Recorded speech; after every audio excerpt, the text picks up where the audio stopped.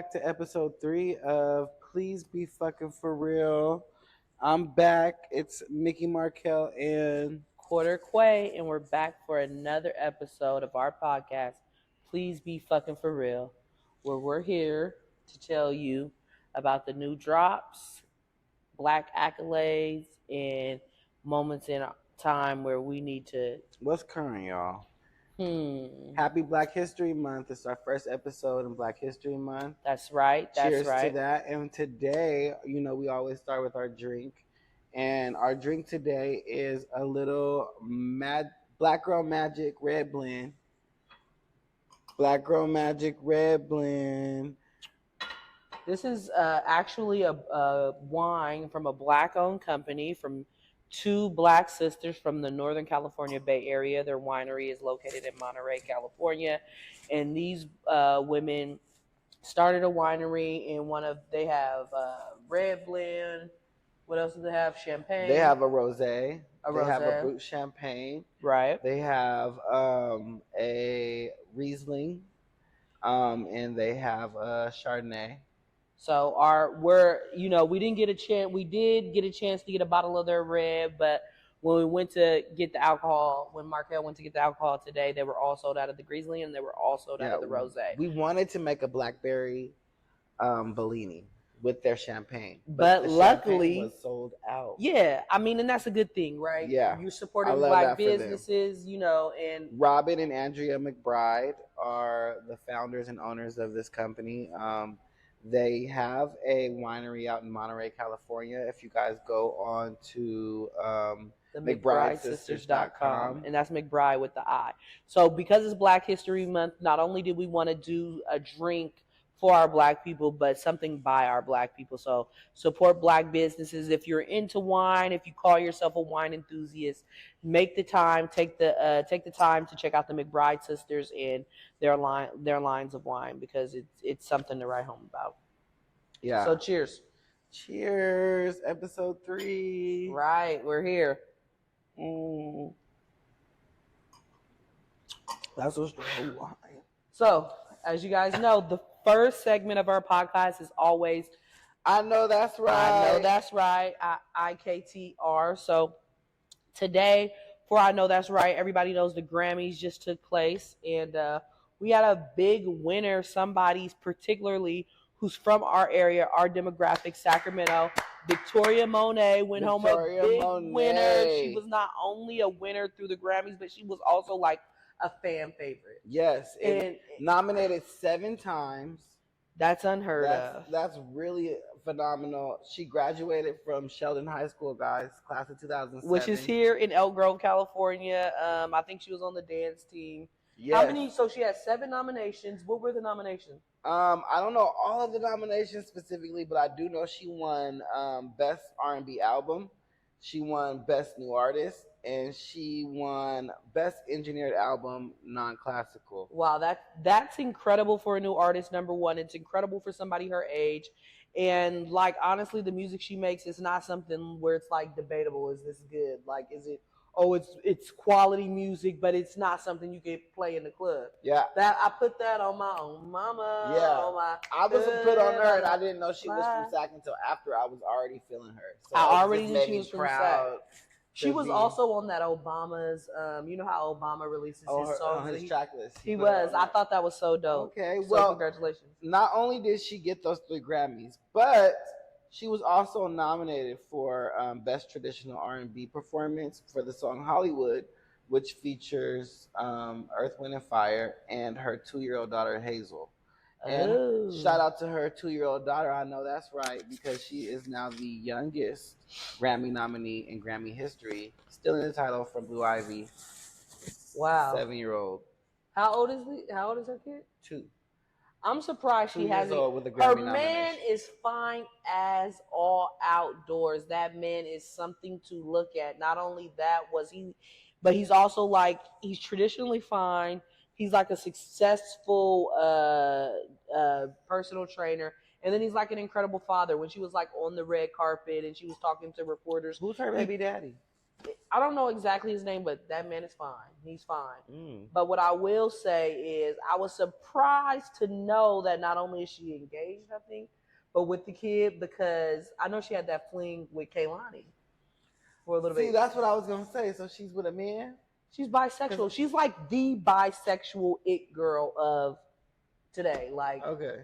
Do you know that song Kehlani put out? It's called Boy, You Know I Hate the Club. Of course. That song is about Victoria Monet. So yes, you did tell me this theory. Yes. Because wait, it's what was not the even line? a theory. It's a fact. No. Yeah. What was the line that proves? She says, drunk when I call you Monet, begging you to walk me out. She literally says her name, but she also like points out like the club that she likes to go to, and everybody knows Kehlani is like really at heart a lesbian, but we'll just say bisexual. But not only that, Victoria Monet, I've seen pictures with her and Tiana Taylor. I've seen pictures with her and Janelle Monáe.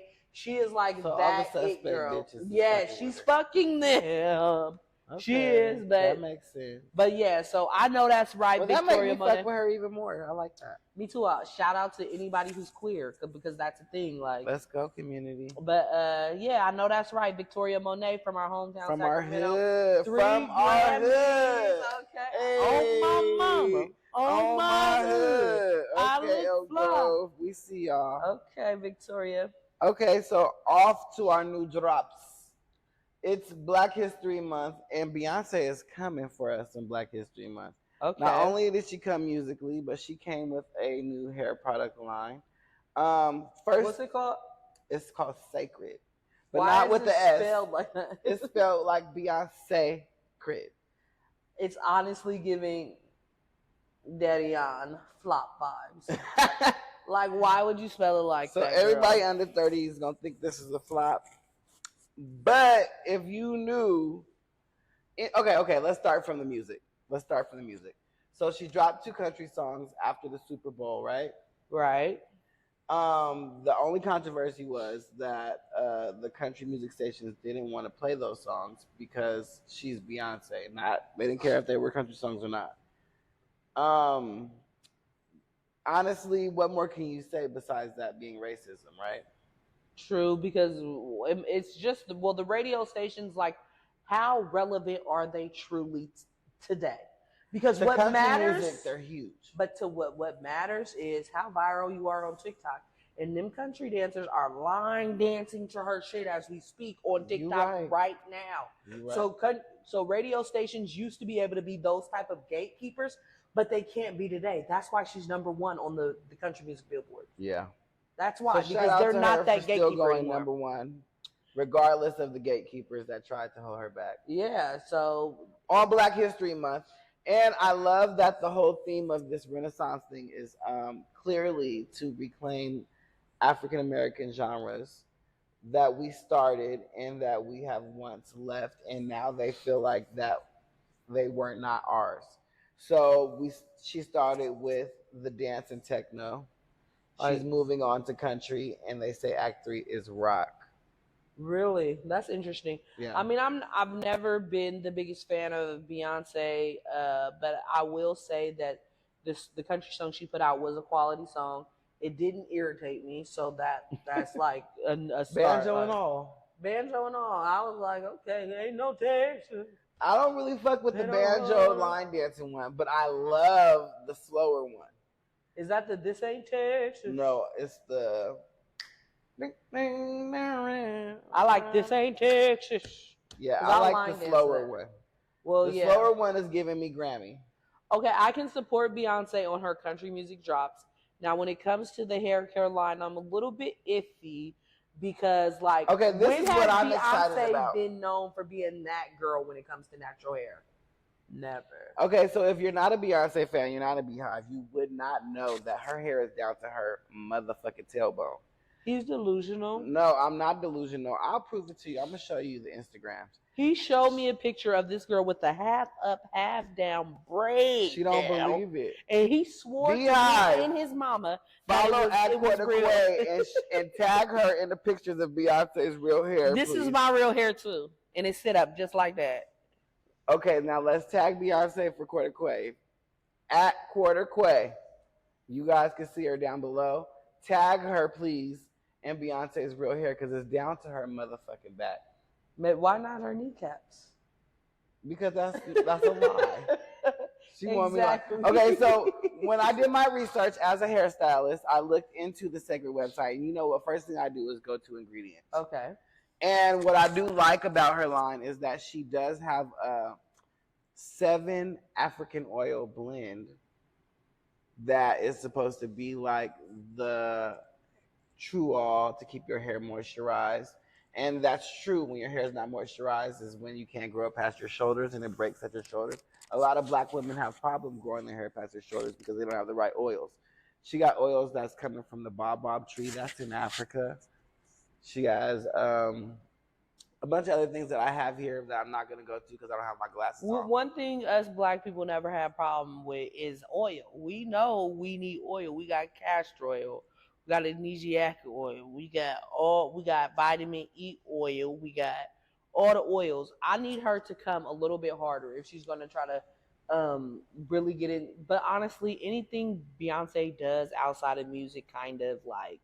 Yeah, so the girls on Instagram and the younger generations are saying that Beyonce is not a great influencer, that she never fails when it comes to music, but when it comes to selling anything else, she can't do it. And the biggest, most infamous one was that damn Darion. That shit was bad. And this Cecred is giving me that vibe.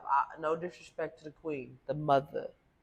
But I'm just saying. Is it fair to say that she don't even? I think that is it fair to say that she does these little side hustles for people in her family? Like I feel like Darion was for her mom, and I feel like Cecred is low key for her mom. I feel like that's a little bit of a reach, and I think as a Beyonce I don't because her mom is in all the press junkets for both of those companies. Oh really? Yeah. Well, I would feel much better if that was the truth and this wasn't like her full effort. Because like, I feel like use my name, girl. You could have had, if you were going to go black hairline, the rollout could have been much better. We could have used celebrities to endorse. I think she could have worked and did a professional. Like I think that if she would have offered her line professionally and the professional beauty supplies, it would have reached a mark. That would have been an angle as a hairstylist. But I don't know. Like I just feel like celebrities are trying to find every niche they can to like kind of monopolize some type of area. And I think Beyonce, like we could have lived without it. Okay, like no offense, but like I'm not. Well, bitch, we're going to try this rice fermentation treatment. And if my hair start growing back, okay. I'm going to come back and let y'all know in 6 months. And then I'll try it. It just came out on the 20th, and I haven't got mine in the mail yet. Then I'll try it if that's the case. So we'll figure it out, and we'll see, Cecred, if it's really a thing or not. Come on, Tina. I'm betting on you. Next in our new drops was... This one surprised me. It was a short EP put out by none other than T.I.'s son, Domani. None other. Now, I say none other because he has 3 sons, right? This is not the young, crazy one who's been cussing and fighting people at Waffle House. It ain't the one who wearing the boots and playing the country music. It ain't him. It's the middle one. The one who kind of was quiet, like, sweet one. The quiet, sweet one. And so he put out an album. It was released on Valentine's Day, and it was called Dear Jane. And I was so thirsty and desperate for new music that I gave it a chance. And it is no offense to Domani, but like honestly, I'm not checking for really any celebrity kids project. But I was honestly pleasantly surprised. I was pleasantly surprised.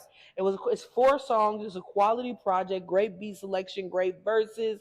Just in a great concept EP to put together. And one thing that I really enjoyed is I'm somewhat of a music snob. So when I hear new artists put out a project that's really, really good, but shows room for improvement, it's like, you know what? We're going to get 2 or 3 really, really good projects from him and maybe a great project. So because I've been so desperate for new music, like that was like exciting for me to know like, he's putting out good music now, and he's going to put out great music. So we have some like something on the horizon. If you wouldn't have suggested it, I would have never clicked on it, even if it would have came up in my feed of Spotify or whatever. But I was very pleasantly surprised. I've added it to my playlist. Actually, what surprised me more was DC Young Fly. Yes. Well, the whole album gives like a J. Cole vibe mixed with like maybe like a Blast or like a early Party Next Door. But the track with DC Young Fly is a really good one. It's something, and I think it features Seti Hendrix. Is a guy, an R&B artist. I checked him out like a couple years ago. He has a little bit of a following there, so it's a great listen. You can listen straight through. It's only 4 tracks, but there's no skips. So I'm really looking forward to seeing what Domani has coming up. So yeah, I was impressed, Domani. So Dear Jane is something to look out for. You were just a little boy when I first. I know, and corny. So when I hear her talk about sex and stuff, I'm kind of like, but but it's not. Man. Yeah, but he does it in a way where I'm like, okay, and not like, ooh, okay. So yeah, and he's talking about crystals and Hennessy, and it's just like the perfect balance of ratchet but awakened and spiritual. He's definitely in his J. Cole bag, and he honestly put a lot of effort into that in that project. And I love seeing when people put out projects where you could tell they took the time and energy to release something quality. Right. So he could have just banged on the fact that he was T.I.'s son and called it King 2 or some shit. But that's what his brothers do. So no, the older one, he's like into country. The only I like him too. I've never listened to his music, but his vibe. He went viral with his little acoustic set. Oh, did he? That's cute. I like that. Speaking of black people, they're all in the daughter, the youngest baby daughter. What's her name? I don't know her name, but she be going viral. They got talent. She can sing. That the music only two that don't it happens to be the Zanique, which is Tiny's daughter. Zanique she's in her bag with her music too. No, I mean she did put out. It's giving Domani. I guess I'm just a little disappointed after she released that podcast with her baby daddy, and he was like, "I hate you, girl." So we can't judge. Why is we together, girl? Personalities, but I think they all got a little inclination of music. For sure, that which is natural because both their parents are musicians. Yeah, they're the J and Bay of Atlanta. Let them tell it. Let them tell it. Speaking of the J's and Bays, have you watched Mr. and Mrs. Smith? The new one on the new Netflix. Mr. and Mrs. Smith. Or no, it's on Amazon Prime. Donald Glover and Maya Erskine. Yeah. I've seen this. Is good. Not only we all know Donald Glover, we all know what type of productions he puts out, but this Maya Erskine, I first discovered her on an HBO series called Pen 15. It's basically like a story about her own life, and she's playing like her 13-year-old self, which is wild because she's like a 40-year-old woman. So that was the Pen 15? Yeah. Okay, so I have to check that out. It's good. It's like a weird. It gets weird for sure, but I can see why it was like a self-biography thing.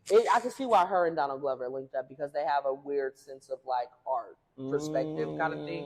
But the new Mr. and Smith, Mrs. Smith, it's a great watch. It's not a movie; it's a series, so you got to take a couple.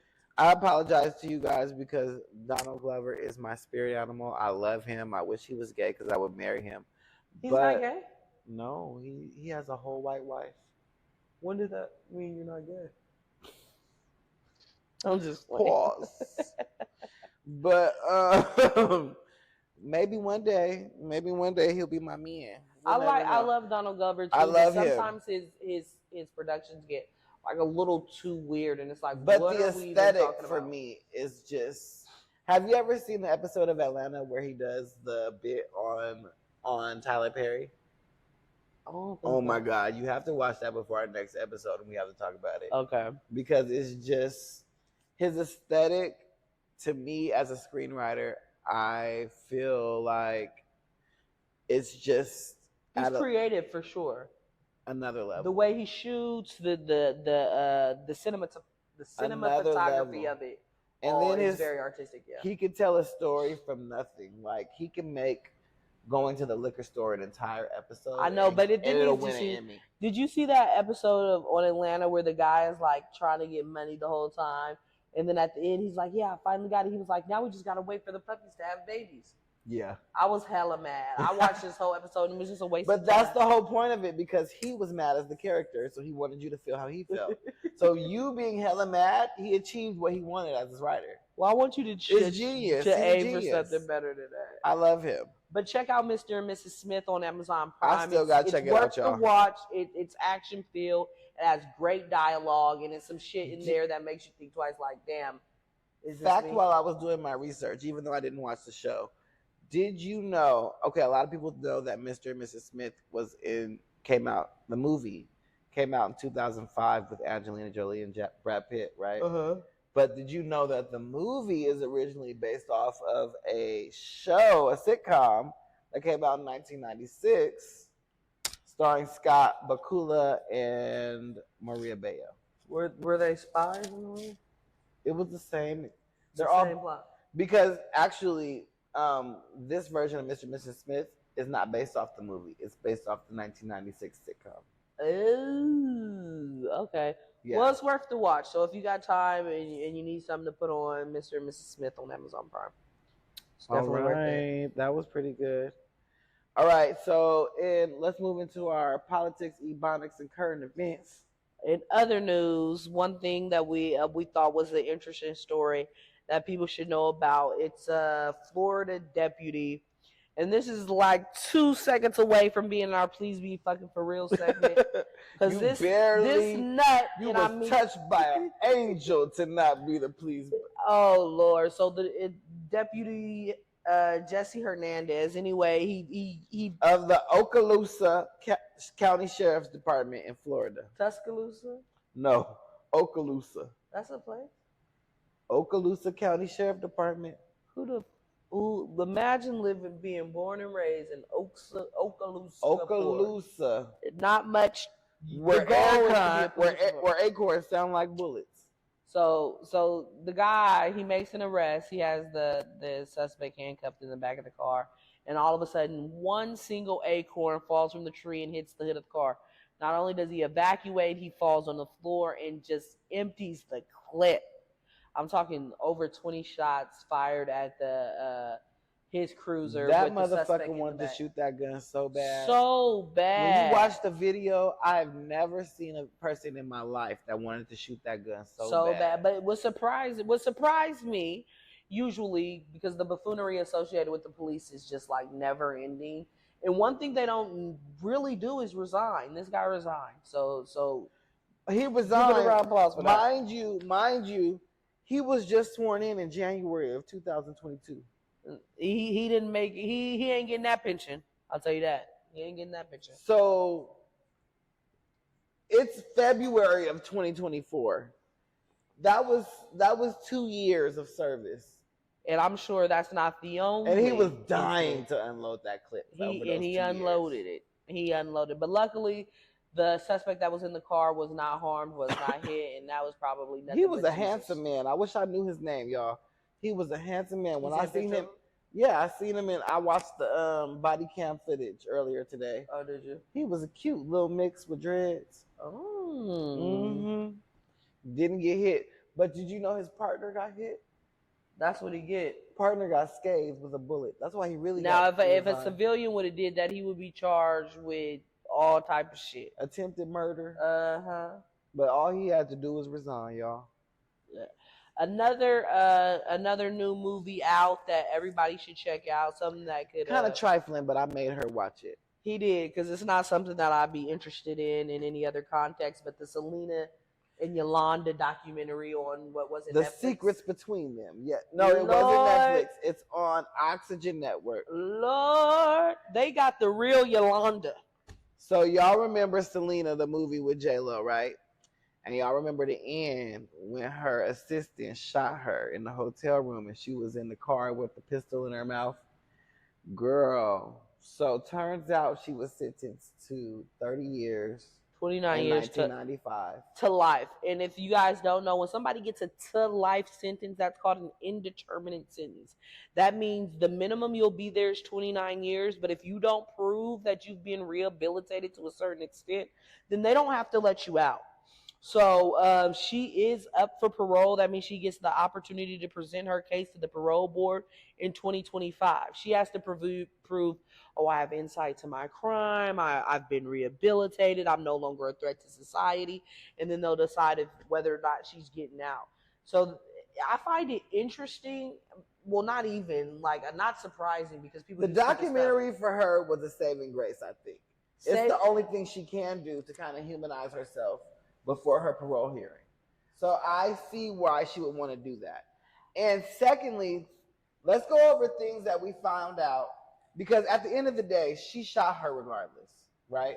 Right. But what are things that we found out while we watched this? Well, first, just to speak on the effect having this documentary on her possibility of parole, I don't think it's necessarily a good thing because you're giving yourself publicity. So that means people are going to give a fuck about what the parole board has to say. But whereas your case may have went, but whereas everybody your case thought of her name and was like, oh, she should have. Right, but the difference is when you're sitting in front of 3 parole board officers where they just saying, okay, this is the person who killed Selena versus there's a documentary on Lisa right now. So if she gets out, the light is going to be on me. Whereas if this just would have went under the radar for the next 20 years, her getting out would be meaningless. You understand? So as a person who, if I'm deciding whether or not, it's giving more pressure on the people who are making the decision. Okay. Because the limelight is on them. You don't understand what I'm saying? I get you. So what I'm taking from, if you guys haven't seen it, check it out. But it's spoiler alerts.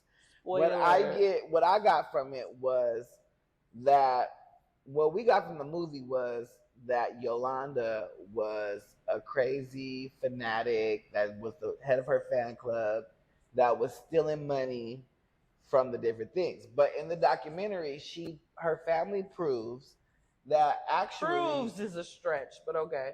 That allegedly... Presented evidence. Allegedly... Not very convincing. Married Selena, was having an affair with the plastic surgeon in Mexico. That doesn't give you the rights to a death sentence. And was having Yolanda write checks to herself to cover these trips to go see her boo. And when her father said, "Where did you spend this money on?" the bitch was looking over at Selena, and Selena was looking back at her like, "Bitch, where?" I missed that part of the movie. Where she was looking like, and the bitch and dude was like, and her daddy was like, "Oh, you're stealing from us. You're fired." But she was really covering for the bitch doing her whole thing. But so then on top of that, Selena's calling her like, "Girl, please, I need you still. I need you still." Every day, 5 times a day. That's allegedly. No, she got the voicemails. Listen, all the evidence presented to me doesn't take away from the fact that you shot and killed her.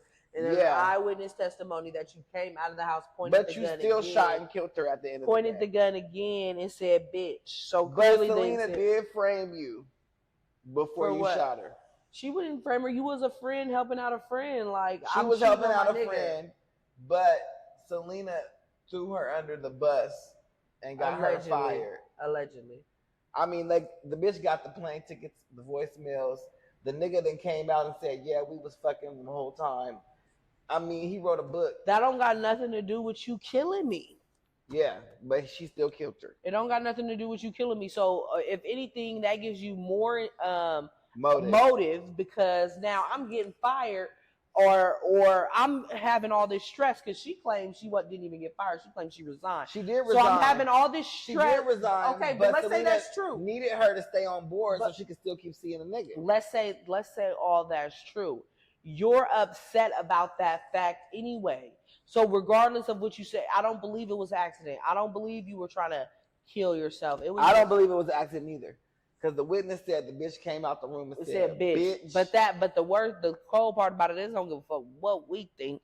It's gonna matter what the state parole board of Texas think, whether she gonna get out or not. And I wish I looked up the name, but it's a Mexican bitch that's on the parole board, and I really think that if she's around 36, 37, she's a 90s baby that was a Selena fan. So I highly doubt it's gonna go in her favor, unfortunately. Well, yeah, karma's a bitch. I hate anybody being locked up in a cage, but I know in Mexican fam, do not come after me. I love Selena. I love Selena. I'll do anything for Selena. I swear. And I was thinking the same thing when I first seen the commercial for it. I was like, Fuck that bitch. But low key, if Selena was still alive, she'd be on the same level as Beyonce, Madonna. Bitch, she'd be that bitch. Shakira, she'd be Super She'd Bowl. be big, yeah, she'd be that bitch. I believe that. She was gorgeous. But we'll never know because of Yolanda. Yolanda's and her jealous ass. Boo.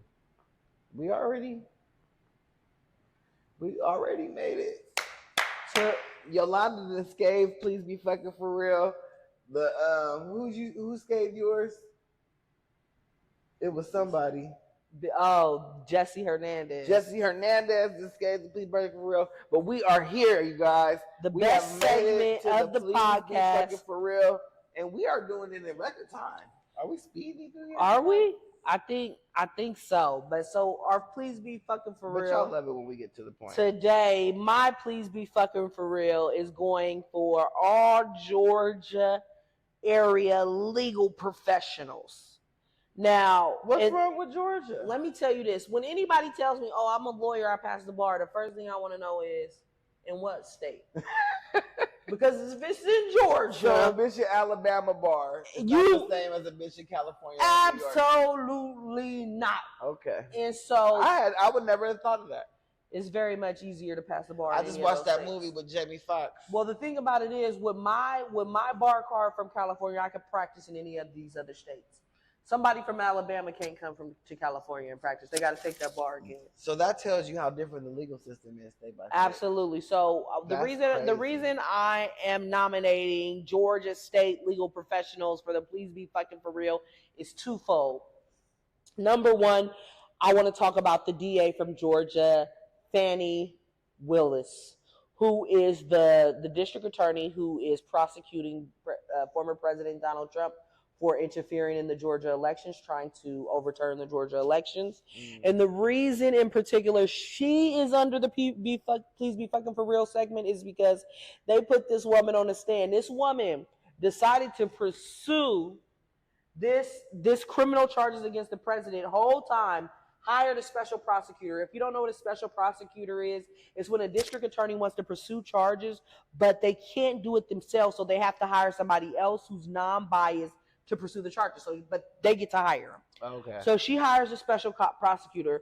Turns out she fucking a special prosecutor. Oh my God. You are pursuing a case against the former president of the United States. Fanny. And you don't believe that they're going to find out. Sister? Not only that, she was caught on tape Fanny. giving Control the man that Fanny, money, Fanny. Giving the man $50,000 cash money. So they not only they have that they was she with my uncle? They was messing around way before he became special prosecutor. They put her on the stand. It was a debacle. It was an embarrassment to the legal society. She in particular, I think she graduated from Howard. No disrespect to Howard Law. I want to go to But that's their product. So she decided to pursue these charges knowing she was fucking the special prosecutor, knowing she had given money to the special prosecutor, knowing she was going up against one of the richest men in America. And you don't think they're going to subpoena your geo pings on your phone from 2021? Ooh, I wouldn't think that. 2021, bitch. And you a black woman and a special prosecutor is a black man, both from Atlanta? I don't even got to guess. I just got to throw a penny in the air. How the job is 2021. Let me tell you. It sounds unreasonable. If I got all the money in the world and I'm facing criminal charges from two black people from Atlanta, you don't think I'm going to try to see if they fucking? They need to be off the case. They want them thrown out. They don't want them on the case no more. Griselda. So how do I show Griselda, that? episode Conflict 6. of interest. And it's been very easily proven. So anyway, the judge on that particular case has a hearing set for March 1st where they're going to do arguments in regards to whether or not there's a conflict of interest and whether or not the payments provided by Fani Willis to the special prosecutor, Wade, I forget what his last name is, whether that disqualifies him. And I'm willing to bet my bottom dollar the answer is motherfucking yeah. Like, do we in California, you have to take it past something that's called we have the Code of Professional Responsibility. In other states, it's suggestions. Here's requirements. So certain shit they just don't understand being a violation of a code of ethics. Right. That leads me to the second part of my please be fucking for real. Another Georgia practicing state attorney, Nicole Fckn. She is a criminal defense attorney who represents one of the members of the YSL gang who are on trial right now for RICO-related charges. I think she represents it to various. We talk about a whole lot of RICO every episode. That's what's going on right now in the state of Georgia. So anyway, this particular attorney, she got arrested for criminal activity and tampering with witnesses. She was a cute little Becky too. I know people who were personally white girl. I know some people who were personally represented by her, and they did get out. But my point is, somebody who got their bar card in California would have never engaged in the acts that she engaged in. She went to a preliminary hearing and heard that they were about to get granted a warrant to search a particular person's cell phone. Did she represent this person? No. Did she know this person? Yes. She called this person and told them to get rid of their phone. Are you insane? That sounds like a good lawyer to me. She doesn't represent them. Oh. You divulge private information in a private hearing. No, it's illegal. It's called you're advancing the criminal activity. So is what it's called. So she was, mind you, she was actually arrested. If you had a friend in the same situation, would you tell them to do the same thing, or would you not say? Absolutely not, because what I know is if they're getting a warrant for the phone, they're going to be able to access all the information on the phone. Oh, so you incriminate yourself by telling them. Why would I risk my bar card to help a nigga in the streets? Right. Who's already have a warrant. So that's good to know. You can't even warn me if I need your ass. If they already been granted a warrant, you're washed. Oh, period. Shit. There ain't nothing I can do for you. It ain't nothing your mama can do for you, and there ain't nothing your granny can do for you. My mama could text you for me, so let me tell you, whatever's on that phone is on that phone, and they gonna see it. Yeah, period. Once they got that warrant, they don't even need the phone in their hand. I'm learning how to be a better criminal every time I do an episode with you. Well, I want the attorney to know that, girl. Yeah, what? I'm on how are you a criminal defense attorney? But if you look at her Instagram, she in a video snitches get stitches, and I got the 40 Glock. Not the white girl. She a part of YSL. Let them tell it. She gonna be on the RICO. She had a little BBL. She looked like she was on our side. She looked like she was at the cookout. Yeah. I don't know, but that's why I don't practice criminal, because I don't want to get involved in nothing messy like that. The most I know is that somebody about to get some money. That's about it. That's what I So that's my please be fucking for real. Georgia State Attorneys DA Fannie Willis and criminal defense attorney Nicole Fckn, two really interesting young legal professionals. And I just want to say, please be fucking for real. Please be fucking for real. And you know what? My please be fucking for real this week is the Today Show. Ooh, I heard about that. Kelly Rowland. This week, Kelly Rowland has a new film out on Netflix. I still gotta watch it. It came out today. We're filming. It's Friday. It came out on Netflix. It's a Tyler Perry film. That Mea Culpa. Thank you. Yes, I got 2 beanies from Mea Culpa. Shout out to Mea Culpa, the brand, and all the people who rip off their style. But anyway, back to the movie. So, this film is coming out, and she is doing a press tour for it, as most people do when they're promoting a film. And throughout her press tour, it started the day after the Super Bowl. So, right. Everybody's been asking her about Beyonce. And when she went to the Today Show, she's been to the Today Show several times, and she's always gotten the same dressing room. This time, they gave her a smaller dressing room because J-Lo was on the same episode. Ooh. And then they proceeded to ask her questions about Beyonce's project. Wait, so I thought she walked off. She walked off in the middle of the interview? She walked off during a commercial break. So she was there for her film. They first 3 questions were about Beyonce. They said we'll be right back, and she left. Wow. And then the Today Show proceeded to go online and say that she left because she had a small dressing room. Oh, the Today Show is the one who leaked that story. Yes, and to say that it was a diva moment. I don't think that it was a diva moment. I think that Kelly Rowland has proven to be one of the most gracious, one of the most polite celebrities. But the question remains, is she a bigger star than Jennifer Lopez right now, today, as we see her? Is Kelly Rowland a bigger star than Jennifer Lopez? Unfortunately, Jennifer Lopez may be the bigger star. But when you look at accolades and you look at stats, Jennifer Lopez has yet to have a Grammy. Well, Kelly Rowland has a Grammy as a backup singer. It doesn't really. No, Kelly Rowland got a Grammy with Nelly by herself. Not for what's the song called? It's Not My Boo. It's not my boo. I keep thinking My Boo. What is it? God damn. I can't remember. We can't. Oh, y'all gonna hate us for that. But it was a number. It was a Grammy. She got her own Grammys. Girl. She got 2 Grammys by herself. I know that. But she's trying to promote. Michelle got her Grammys too in gospel. They all got their own Grammys. Okay, but she's not doing this as music. She's trying to be a. Either way, I think that the Today Show, please be fucking for real. Don't try to throw a black woman under the bus in fucking February on our short ass Black History Month, because you know goddamn well that Kelly Rowland has never ever been a problem. So don't label her as a problem when y'all gave her a closet and y'all proceeded to talk about Beyonce, the light-skinned counterpart that's always been overshadowing her entire life. Do you think Beyonce is bleaching? No. I do. No, bitch. You know what I want? I want to start a challenge.